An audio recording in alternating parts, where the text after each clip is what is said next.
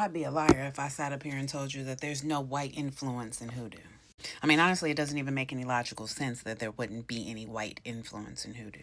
I know this is going to put some of you people off. That does not mean that if you're white, you can practice. It's still a closed practice. But we got to know that centuries of veiling turned into decades of believing. And this is not my opinion. This is plain facts. And we can prove this by talking about the grimoires.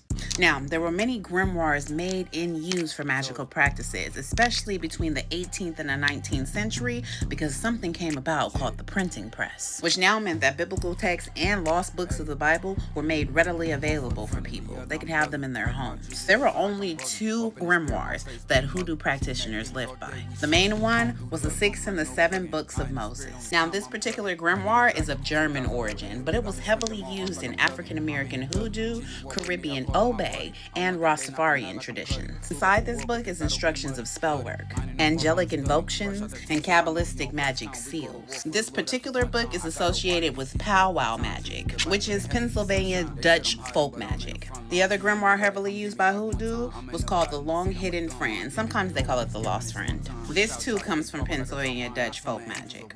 Now, the difference between these two books is that this one was more for practical magic, for life matters, while the other book had spiritual invocation in it. So yeah. But this book alone was considered its own talisman. Literally just having this in your possession was protection. It would ward off your enemies and keep you safe. Both of these books had instructions for spell workings, for love, luck, money, protection, and healing. Voodoo practitioners took to these books because it was talking about the word of God, and the word of God is word. Now, in these books, one of its most used tools was the Kabbalistic seals, but we'll talk about that on the next video. Until then, food for thought.